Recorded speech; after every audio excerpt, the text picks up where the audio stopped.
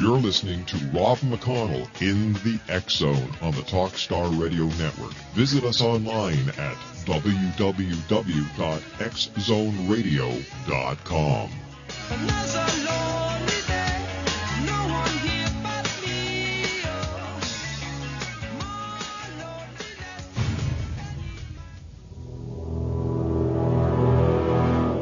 The X Zone radio and TV show is largely an opinion talk show. All opinions, comments, or statements of fact expressed by Rob McConnell's guests are strictly their own and are not to be construed as those of the X Zone radio and TV show or in any manner endorsed by Rob McConnell, Relmar McConnell Media Company, Talkstar Radio Network, its affiliated stations, or employees.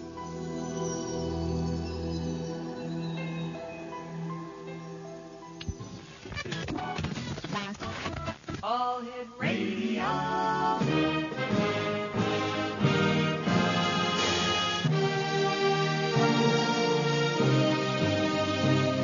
Welcome to the X Zone, a place where fact is fiction and fiction is reality. Now, here's your host, Rob McConnell.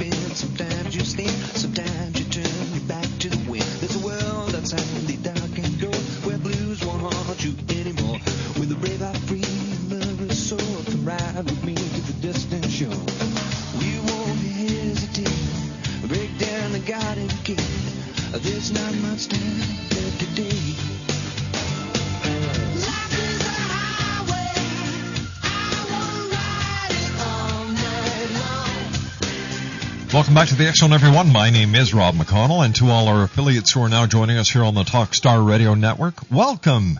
This is the X Zone, a place where people dare to believe and dare to be heard. It's a place where fact is fiction and fiction is reality. And the X Zone comes to you Monday through Friday from 10 p.m. Eastern until 2 a.m. Eastern. That's 7 p.m. Pacific until 11 p.m. Pacific, right here on the Talkstar Radio Network. And our fine family of broadcast affiliates across Canada, the United States, the Caribbean, Central America, South America, the Pacific Rim, 20 Asian countries, and across Europe. Our toll-free number is 1-877-528-8255. That's toll-free throughout the U.S., Canada, Alaska, and Hawaii. My email address is xzone@talkstarradio.com. On MSN Messenger, talkstarradio@hotmail.com. And our websites, www.xzoneradio.com and xzonetv.com. Let's take a look and see who's just logged on within the last 5 minutes at X Zone TV and X Zone Radio. See, we have listeners in Hamilton, Ontario, Plano, Texas, Salinas, California, Toronto, Ontario, Los Angeles, California, Sarnia, Ontario, Santa Monica, California, Montreal, Quebec, Atlanta, Georgia, Brooklyn, New York, Hamilton, Ontario, Wilmington, Delaware, Calabasas,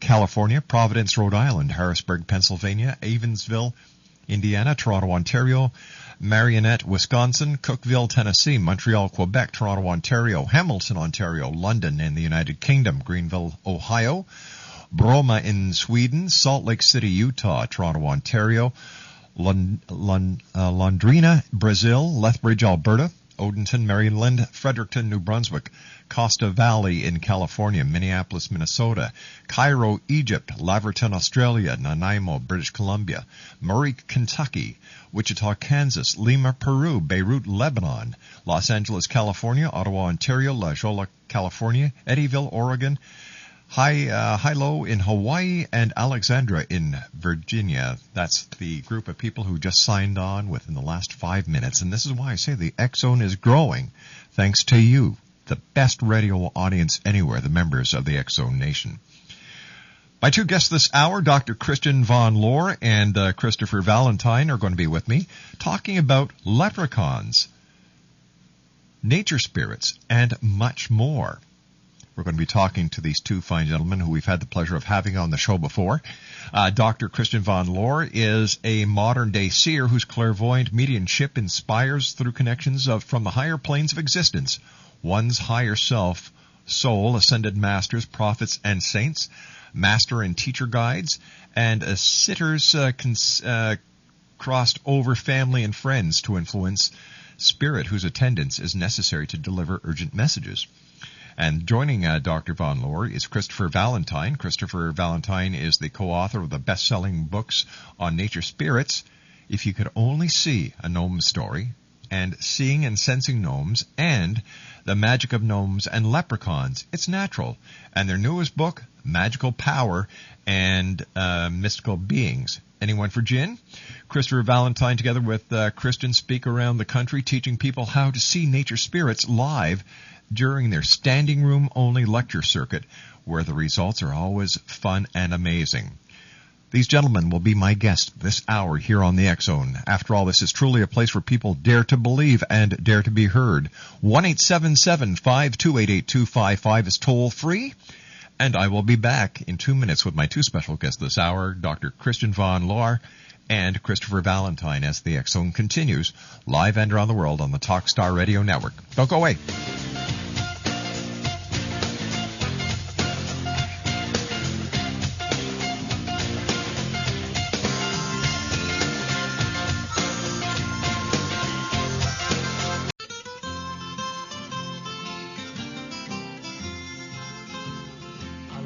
Time ago when the earth was green and there was more kinds of animals than you'd ever seen.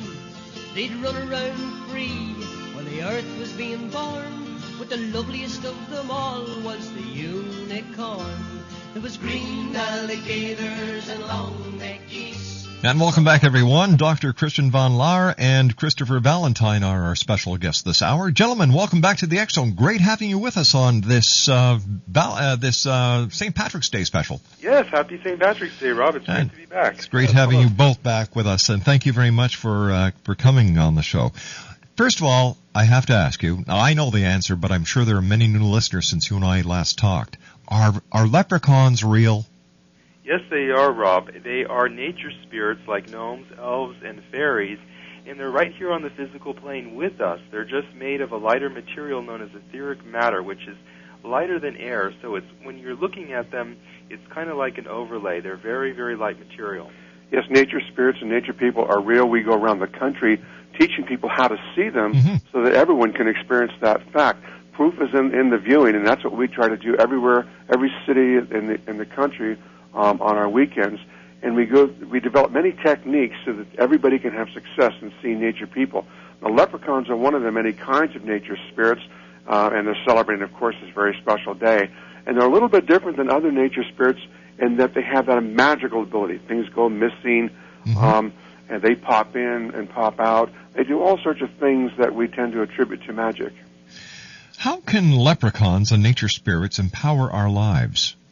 Well, nature spirits and nature people in general are of this lighter matter called etheric matter, which tends to be health-oriented to begin with. And there's a layer of energy around our bodies called etheric energy, and that actually keeps us healthy. We can usually tell someone's longevity in life and their health condition just by looking at this blur. It looks like a grayish-blue blur of energy around our hands and arms.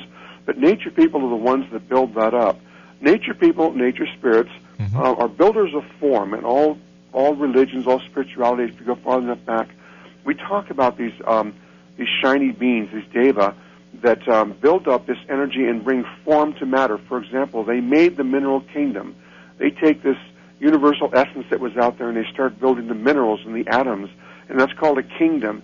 And this kingdom of minerals actually led to the kingdom of vegetables and plants, which led to a kingdom of animals, and eventually that prepared us for this kingdom of mankind. So they are responsible for maintaining these kingdoms and ultimately our health. And this energy also has the ability to empower us because it's most natural for us. For example, nature spirits know what would make us happy. They know what would make us most productive. They help us meet our soulmates. They help us have the changes we require in our business relationships. They know about our health, and they also know about that inner child within us, and they try to bring that out of us. What is the association with the nature spirits, or with the leprechauns, and the elusive pot of gold at the end of the rainbow? Well, the pot of gold is sort of a metaphor. It refers to the magic that the leprechauns can do, and in the same way, humans can do those same things, but we're not quite at that level. Leprechauns are special out of all the nature spirits in that they have the ability to traverse up into the astral plane. And so, as Christian was saying, items may go missing. For instance, keys. A lot of people have this issue where they place the keys on the table or the dresser. They know exactly where they left them, and yet they are missing. And then maybe perhaps a few hours later or a day later, they find their keys, and it's exactly where they left them. That's an instance of leprechauns trying to get our attention. And the reason they're trying to do that is they're trying to get us to say, who did that? How did, who's been messing with my keys? And what you do in those instances is you say, leprechauns, you are welcome to join my family. And what happens is you have the magic of leprechauns involved in your life. There are like 7 great planes of existence. We tend to think of the one that we live on, but there are others. The area that we pass over to we call an astral plane, as Chris was alluding to. There's one above it called the mental plane, but all religions and spirituality calls that heaven as well. Oh. But, yeah, in all total, there's 7 of these great planes. But nature spirits have been here a long time, and those leprechauns have learned to go beyond just this physical one and are into that more magical astral plane. And so we find that if we ask people in the audience whose keys have gone missing, who's been losing the remotes, who's been losing that book, and you always know you put it in the same spot, those happen to be the same people who are very interested in leprechauns. Yeah.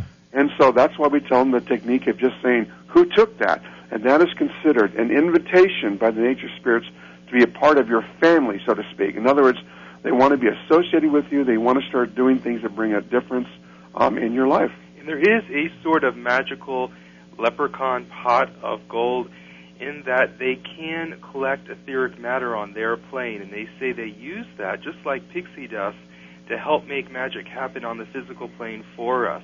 They just require us to think good thoughts about the nature spirits and have clear intents in life where they can see that and make a difference. All right, here's a question for you, gentlemen. We have a listener in Hamilton. Her name is Gwen, and she was saying that her ring that she usually puts somewhere seems to have disappeared now. If she welcomes the leprechauns back, will her ring come back as well? Well, it's quite possible that the ring will come back, but let's look at it 2 ways. Okay. A lot of us think that the leprechaun should be bringing us gold, and that's sort of the thing we're enamored with. But it turns out leprechauns also like gold. So you have to be careful. And we often tell people to put out rings that are broken, bracelets that are broken, or necklaces that may need some fixing. If they're gold, it's also an invitation to nature people to start doing something functional in your life, and it's a gift that they prize as well. However, they do try to reciprocate and do something great for you. But yes, if that ring is gone, especially if it's gold or has gems in it, chances are it is leprechauns trying to indicate some things they want to do in the house. For example, maybe they want to take care of jewelry, maybe they want to fix things, maybe they just want to make life better. But if she'll start saying, who took that? It's those special words, who did that or who took that, that invites them in which case suddenly everything in her life starts working better.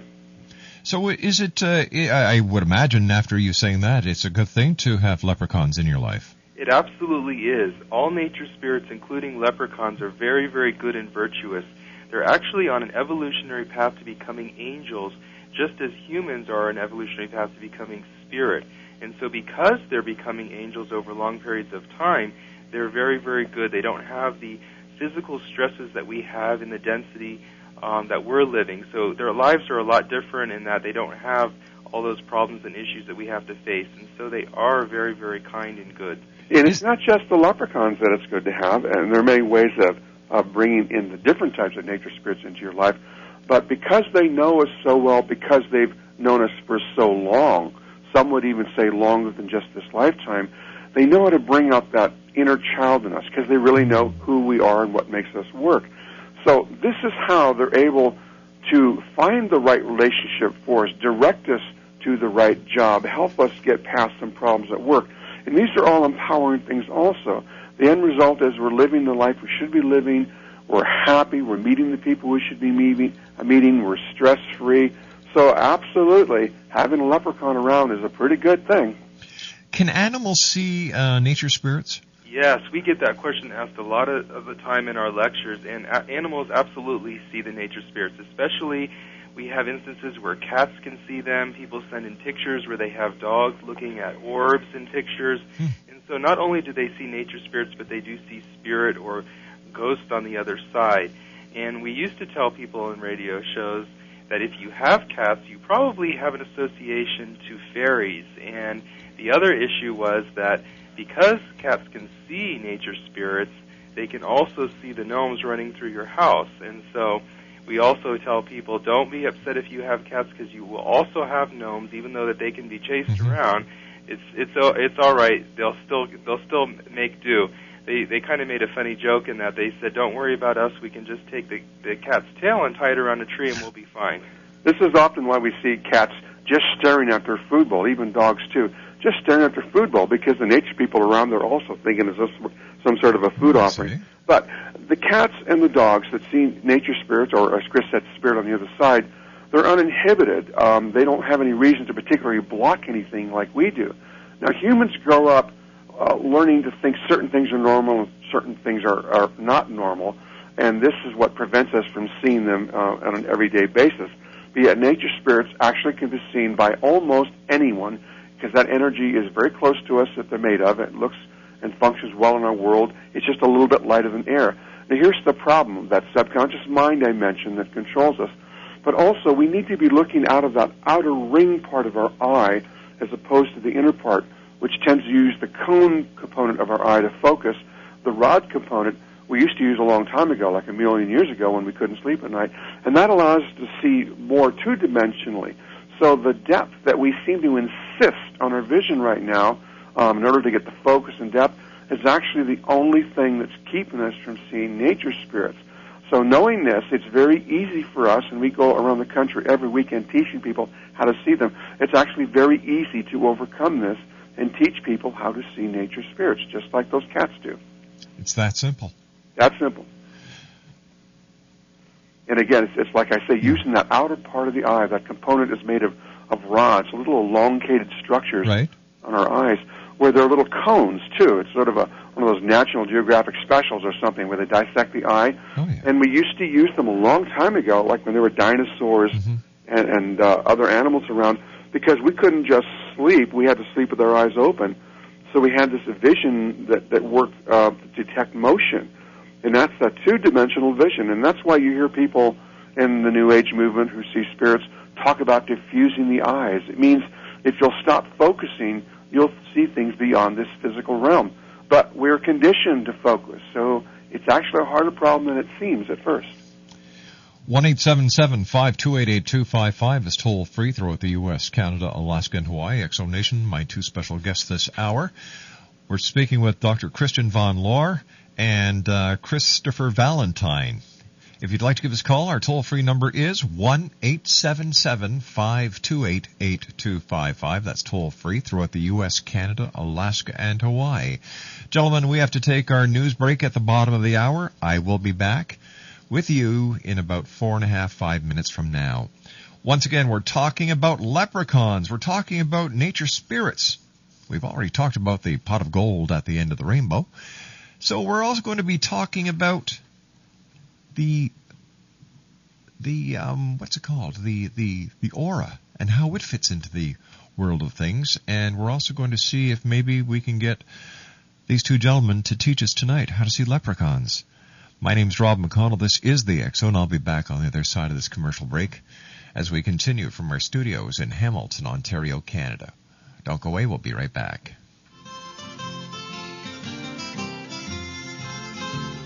A long time ago when the earth was green, and there was more kinds of animals than you'd ever seen. They'd run around free when the earth was being born, but the loveliest of them all was the unicorn.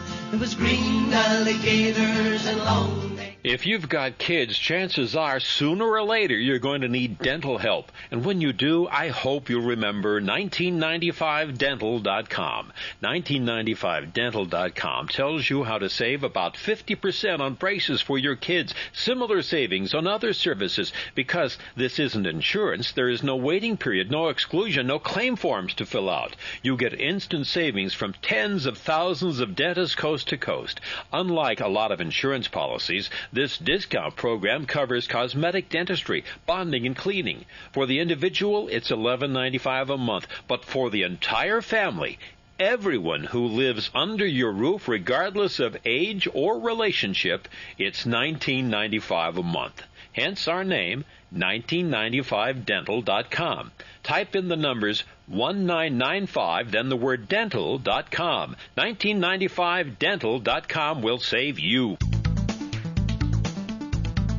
Whether it's the arrival of Planet X in 2012, the Earth's crazy weather cycles, our deadly global warming, Armageddon, UFOs, ETs, terrorism, the critical mass 2008 presidential elections, Dr. Jason Rand talks the talk and walks the walk.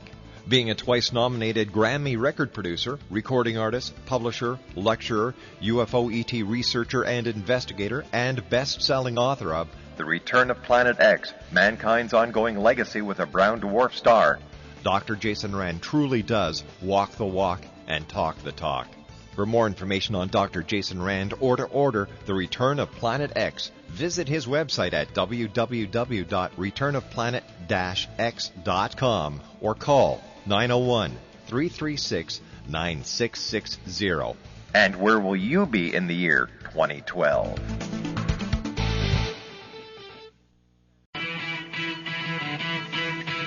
You're listening to Rob McConnell in the X Zone on the Talkstar Radio Network. Visit us online at www.xzoneradio.com.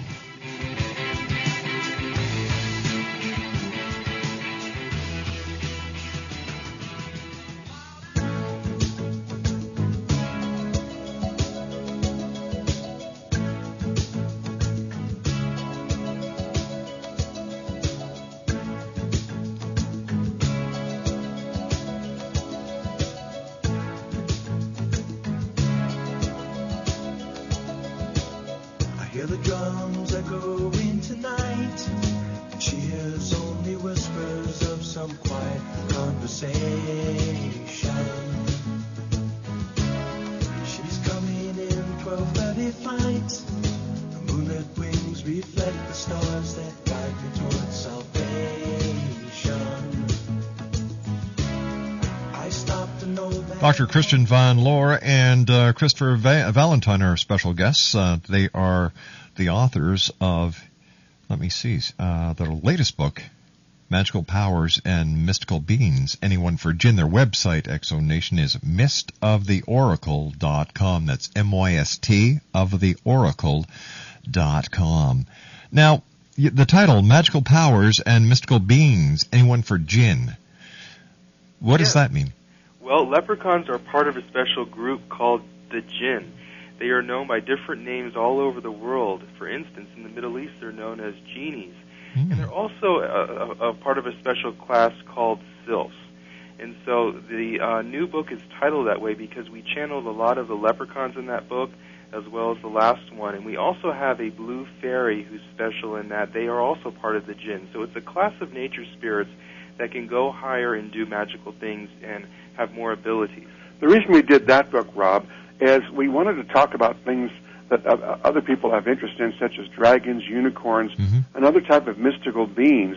Now, they do exist. They're just not typical or common in our own physical reality, but they do exist in this kingdom related to nature spirits.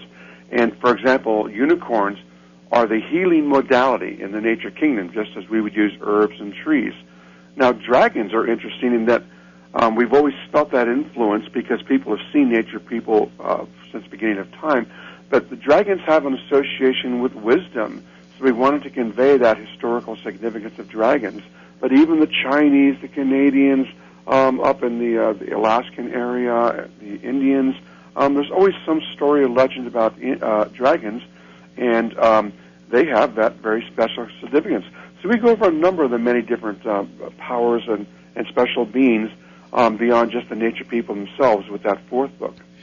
Now, why do children see nature spirits so much more easily than adults? Well, that goes back to what Christian was saying earlier about our subconscious controlling us and trying to make us like everybody else. And children starting out don't have all those pressures of society. And a lot of times the imaginary friends of children are the nature spirits. And so they're always more open to seeing the nature spirits. A lot of people, when they're adults, they remember when they had special relationships with the fairies, for instance, or the gnomes. And when we teach our workshops live on how to see the fairies and gnomes, the children are usually in the first row, and they're usually the first to see the nature spirits come in because they're more open. And what we like, and it's really interesting, Rob, is that the children have the same story to tell as is in our book, which helps because there should be consistency in the way people see and experience nature spirits and nature people. By the way, we call them nature people when they start taking on names and exhibit personalities and characteristics of an ego like we have. But children, as Chris was saying, because they're unencumbered, naturally start seeing what might be considered invisible friends. And as they grow up, we tell them they can't see them, so then they become perhaps like you and I, where they're more difficult to see. Now, when the audience starts to see the nature spirits when you're doing your standing room seminars only, sure. What's it like to you? Well, what's it like for you people knowing that you've opened up the eyes, the minds, and the heart of all these people?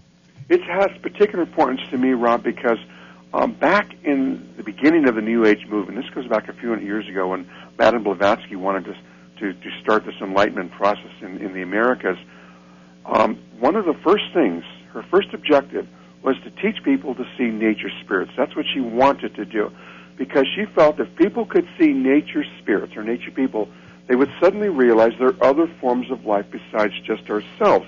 And this is also where there was this connection to angels and to archangels and to spirit guides and all these other wonderful things we talk about.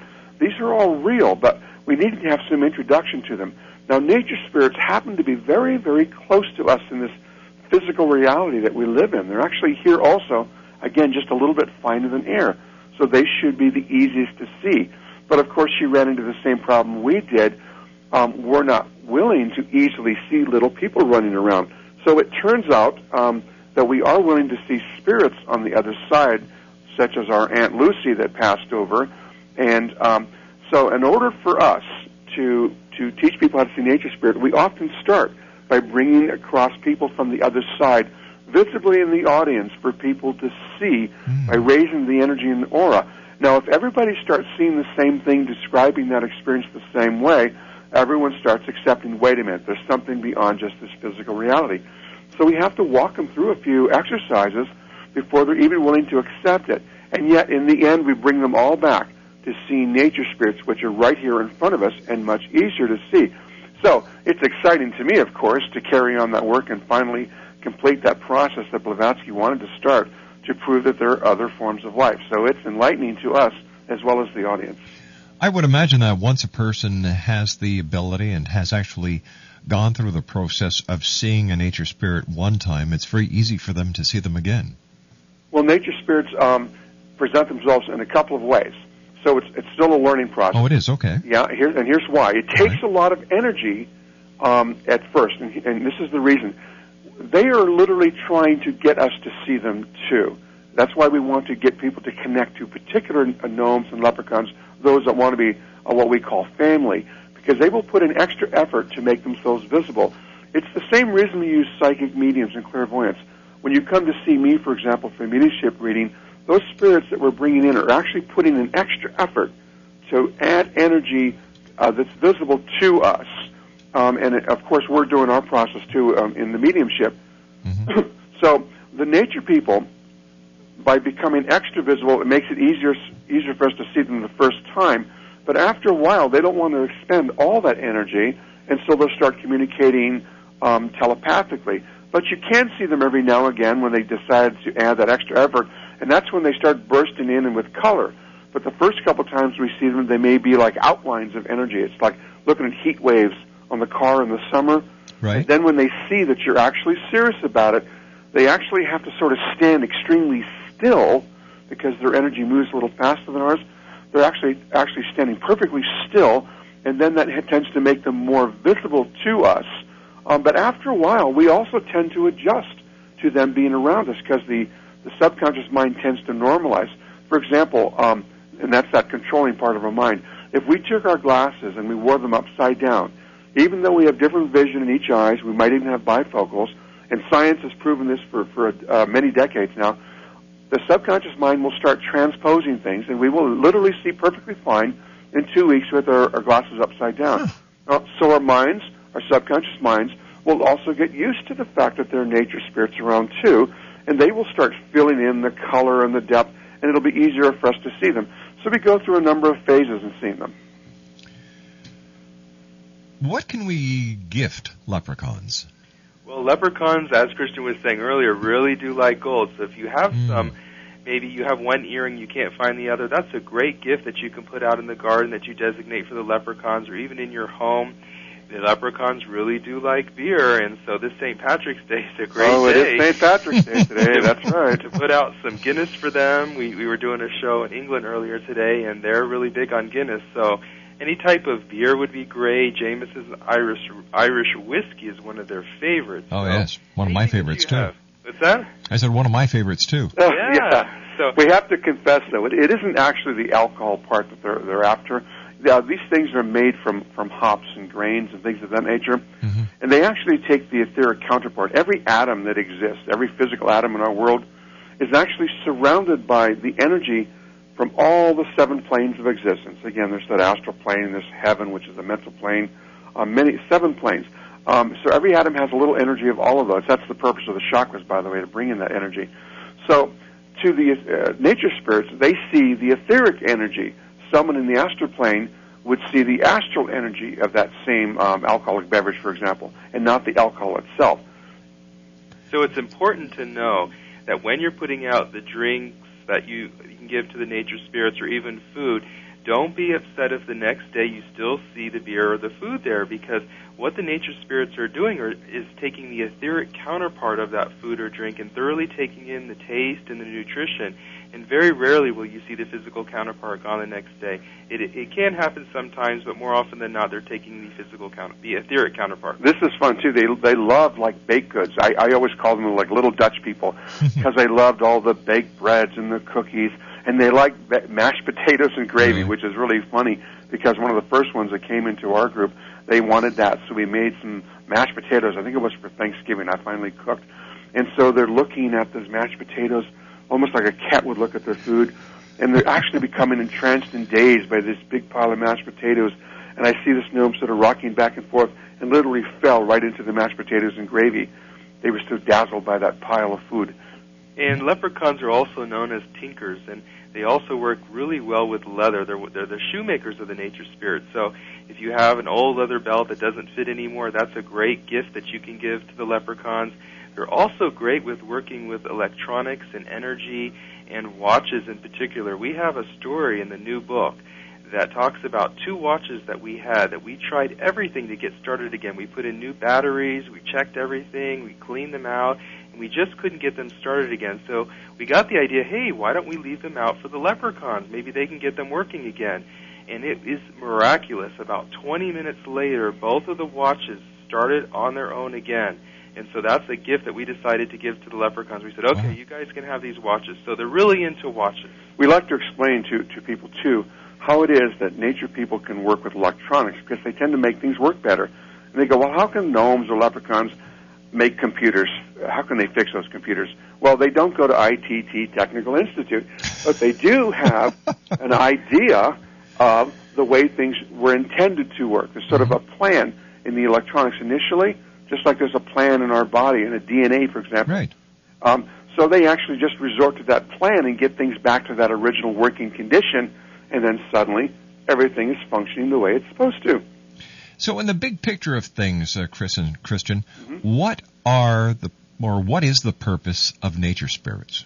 The nature spirits are builders of form, and if we take the translation of the words back to the very beginning, we can translate interpretations of these words back to almost 40,000 years, no matter where we go in the world. and they are builders of form, which means they take this energy that used to sort of swirl around the universe, just sort of doing nothing, just a bunch of plasma, and they start making these atoms. They make them coalesce into some sort of form. And this was the beginning of what we call the mineral kingdom, and that's how worlds are developed. And it's important that continually this form be developed. All the atoms have to be produced in some way. Everything on our elemental table they make, and they continue to do that. And that's the first level of form. That's called the mineral kingdom.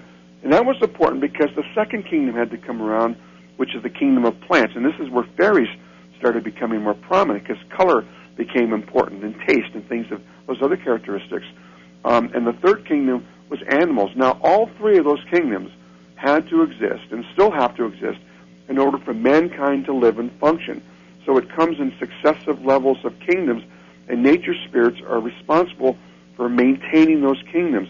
Believe it or not, they're also consistently maintaining our bodies, and that's why we have an etheric energy aura around our bodies that has like a grayish-white blur, and that's one of the things we teach people to see, to prove that there's an energy that we have related to nature people, and it's very easy to see this energy around us.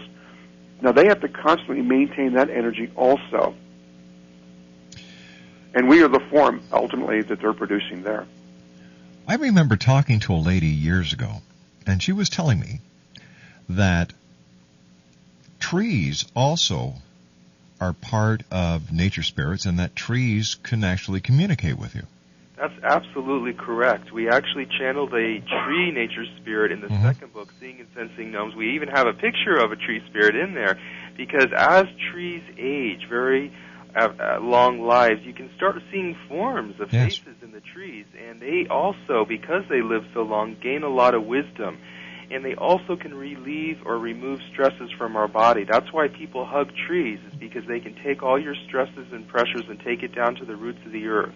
So it's kind of like a draining of pressures. But you can also get messages by putting your hand on a tree. You can also receive messages telepathically by being in the vicinity of them. So trees are a wonderful type of nature spirit that we can connect with. All other kinds of life, all other types of life usually occur in many great numbers. There are 6,000 different types of nature spirits, 6,000 variations of them. And about 100 or 200 or 300 years ago, we used to spend a lot of time trying to categorize all the different types of nature spirits. Another one happens to be clouds. Clouds are considered, and this is where the American Indians came in, also tends to be an evolved type of nature spirit. And this is why they were getting information about their ancestors and things that were going on in life and what the world was telling them, because they could somehow get this communication or message to the spirits of the clouds. You and I have to take our final commercial break for this hour. Gentlemen, it's great having you with us tonight.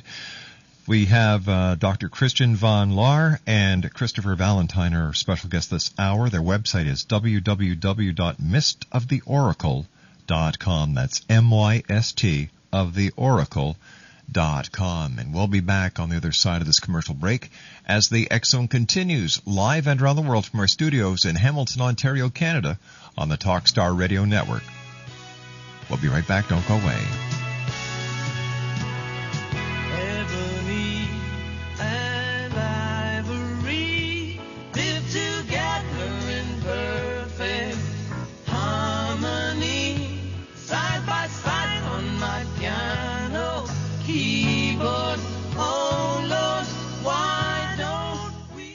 The most famous television documentary ever produced was Victory at Sea, which was as noted for the swelling musical score by Richard Rodgers as the amazing footage from World War II, gathered from over 13,000 hours of footage from U.S., British, German, and Japanese navies.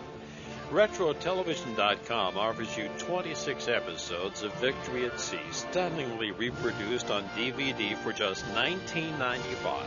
The original 26 episodes are presented uncut with every note of Richard Rodgers' original score for just $19.95. To take advantage of this offer, go online to www.retrotelevision.com. That's R-E-T-R-O, retrotelevision, you got to spell out television.com. Or go to talkstarradio.com to get your set of Victory at Sea episodes for just $19.95. Are you getting tired of all the bad news? Well, then take a break from the worries of the world and play the love game. It's time to focus on what is really important in our lives, our relationships. You deserve more love, happiness, and harmony in your life. Synchro Hearts is the new hot relationship game that guarantees more love, laughter, and romance for you and your partner. It's not a sex game, it's a love game based on all the important relationship stuff like better communication, more intimacy, and lots of fun and excitement. Great intimacy is just one of the benefits of playing Synchro Hearts. Now, President Obama inspires hope, love, and peace for the world. Synchro Hearts offers more hope, love, and harmony for relationships. To order your very own edition of Synchro Hearts, visit Synchro Hearts' website now at www.synchrohearts.com. That's www.synchrohearts.com. Synchro Hearts. It's the game you love to play and play to love.